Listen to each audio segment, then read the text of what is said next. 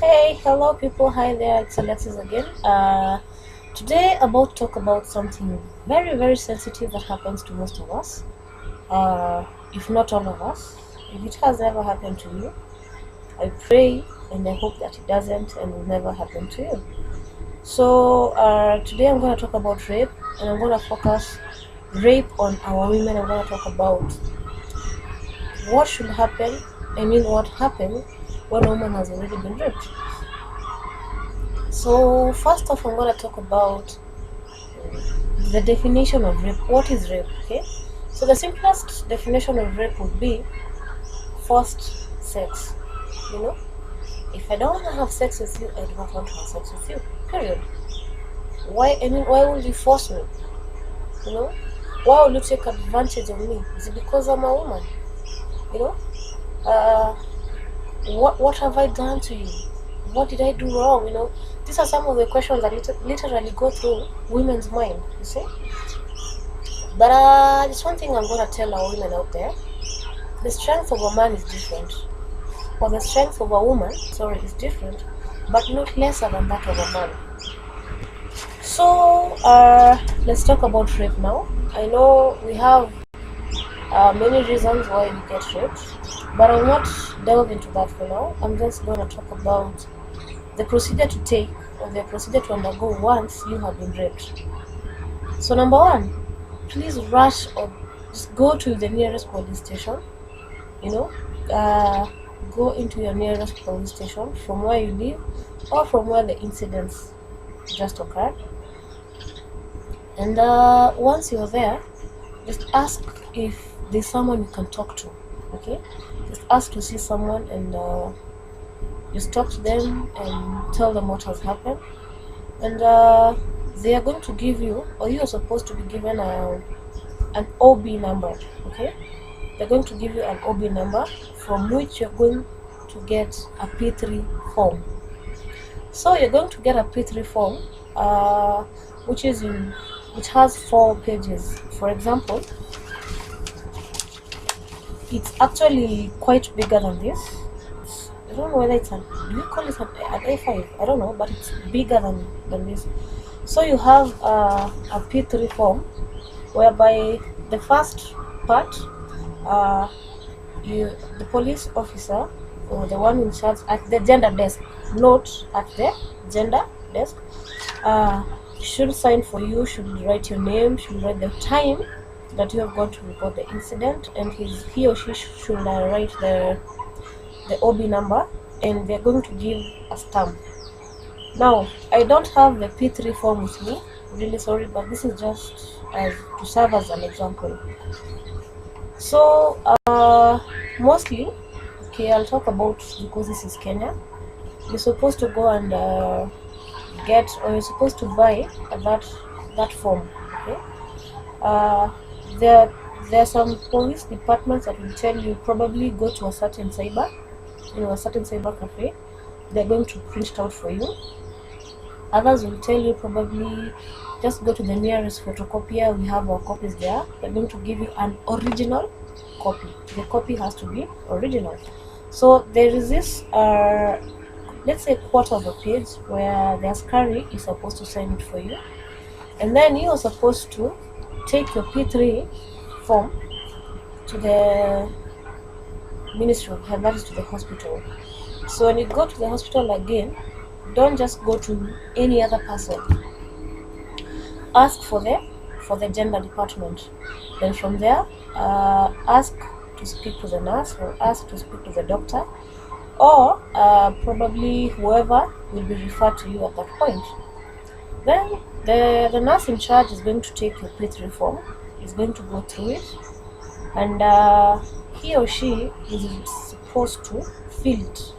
Okay, because the P3 form is supposed to be filled by 2 parties, that is the police department and the Ministry of Health.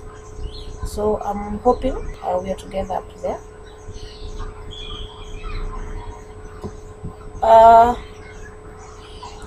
When you go in, the nurse is going to take you to a separate room. He or she will ask you to take down your undergarments for further investigation of further, what can I call it, further investigation, maybe for further evidences, And in case of a rape case, number one, in fact, what I should have started with is do not take a shower, okay? Do not change your clothes. But if probably your clothes, that is your outer clothes, like your trouser or your skirt or your biker or something, maybe they were too tall, or maybe it depends on where you were raped, okay? You can get raped anywhere. I mean anywhere, even at your office, at home, yeah, even on the roadside, maybe when you're going home or walking home from work, you can get raped anywhere. So you can change the clothes and put them in a polythene bag, okay? That is what we call evidence. You're supposed to preserve the evidence, and do not, and I repeat, do not take a shower. Are you together? So you're going to go in. The nurse is going to examine your private. Sure, he will examine your private parts. Check whether you have been coerced.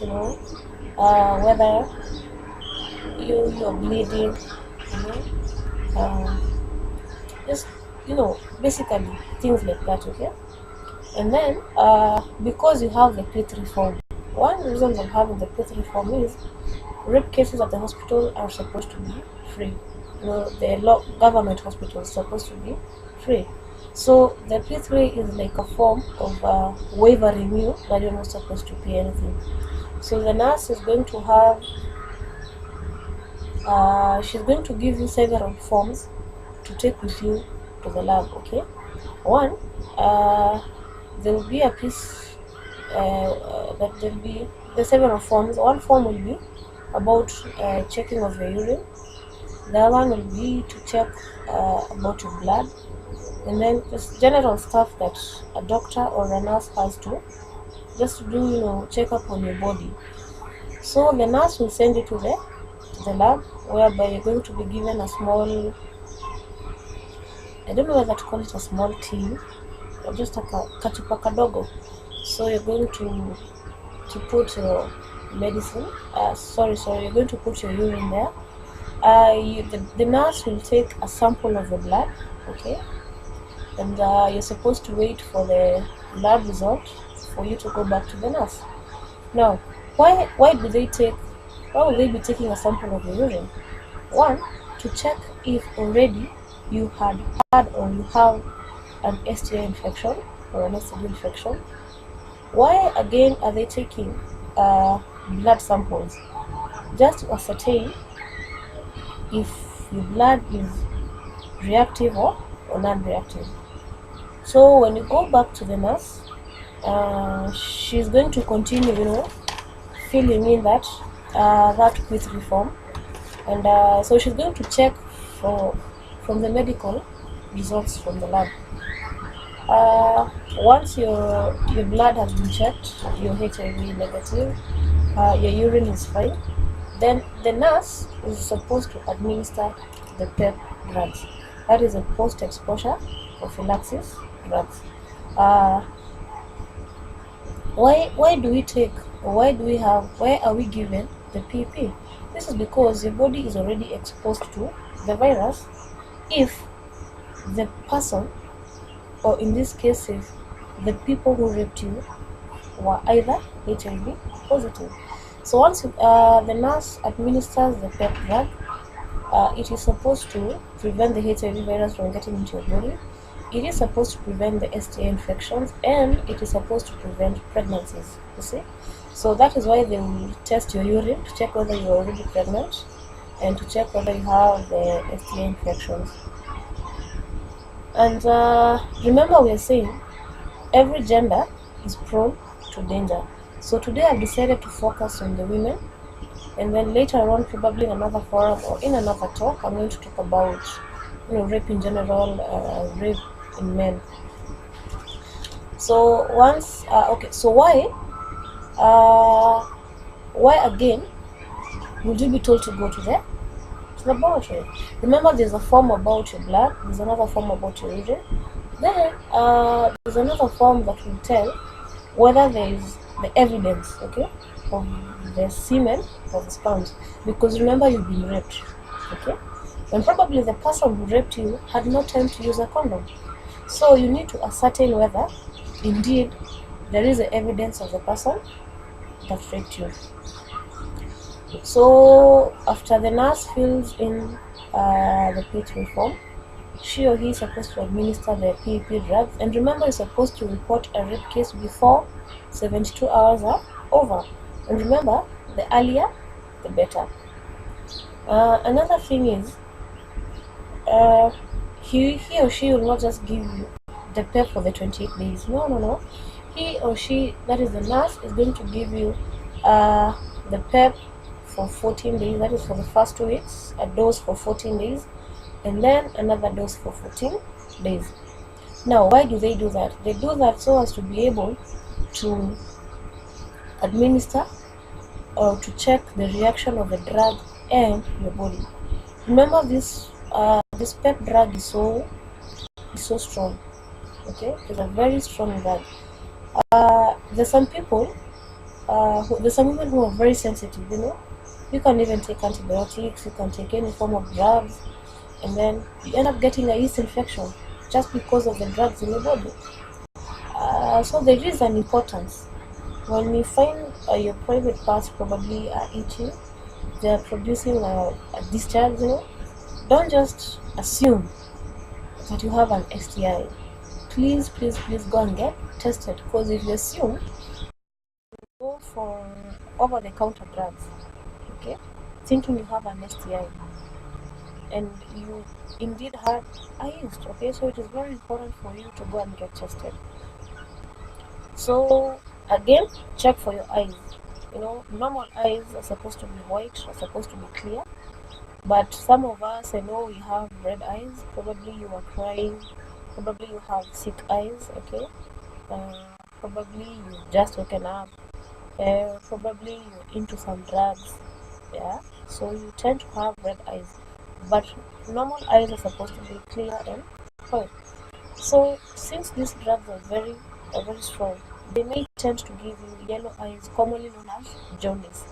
So once you find that, my fellow ladies, do not panic. Just go back to the nurse who administered the PEP, and what they're going to do, they're going to change, okay? They're just going to change that combination. It's as simple as that. So once you finish with the nurse, from that P3 report, you have your P3 report, remember, and then also the nurse. Okay, the nurse has the form which they're going to fill.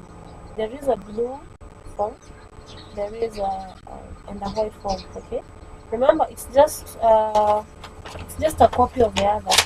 So like the way, like, you want to duplicate something, so you have this, you're writing here, you put your carbon paper here, and then so whatever you write here will come here. So in the beginning I said the P3 is bigger than this. I was a bit wrong. The P3 is just an A4 paper like this. But the nurse's form, the one now that they fill after receiving the results from the lab, and after receiving and after checking, they have to give an medical report of what they have observed with your private parts. It's normally the one that is bigger than this.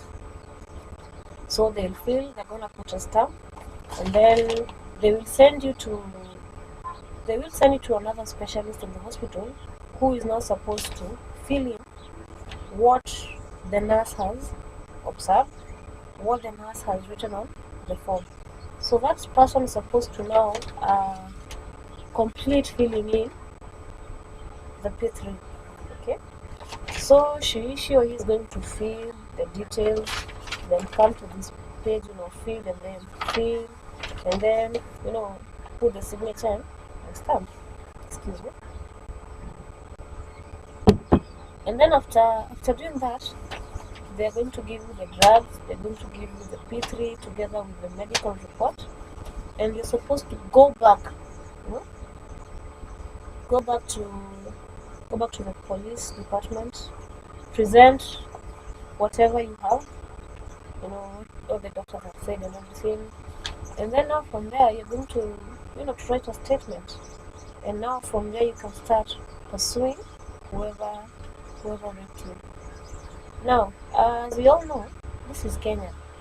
Welcome to Kenya. So what you're supposed to do after the nurses have signed, take all your documents, photocopy them, okay, and have photocopies of your own, just in case, okay. I'm not saying we're bad, I'm not saying the police are bad or the doctors are bad, but I'm just saying, as a woman, you have to have your back also, okay. So keep copies of the same, keep copies with you, and let us hope that your offenders, your rapists are going to be brought to book. And remember, as you take the pep drug, these drugs are so strong, so ensure that you take lots and lots and plenty of water. And remember, when you take drugs, kindly, if you just avoid alcohol for that 1 month, just stay away from alcohol, take the drugs. And remember, these drugs you're given, it's a combination of 2 drugs taken once in a day for 28 days. So choose your appropriate time. If I'll be taking my drugs at 10 a.m. every morning, then that will be my schedule. Every day, 10 a.m., that is exactly what I'm going to do. And for our men out there, okay, what I'd say, condomize it. Don't compromise, okay? Let's try as much as possible to reduce these HIV infections or HIV-related infections. And then for our women who have been raped, take heart, all is not lost, okay? After you have been, after you're through with the police, after you're done with the nurses, go for counseling. It is important that you go for counseling, okay? Talk, have these support groups, talk your problems out, look for women like you who have undergone the same thing, and talk. It relieves and it really helps. So I hope I have been able to reach out to you out there. I hope you have learned a thing or two. Just don't stay there in the closet like, oh my god, I was raped, I didn't know what to do. I've had testimonies of women who got raped. You got pregnant out of rape. You were raped, you got HIV positive. You were raped by your uncles, you were raped by your relatives, you were raped by your dad. You didn't even know what to do. So I'm saying, women, it's 2018. It's just a time, have a voice, have your say out there. Talk to these young women, talk to your fellow ladies. Let us encourage one another. So do have a lovely afternoon, and hope to see you. You can drop your comments. Feel free to subscribe, and God bless you. Have a lovely day.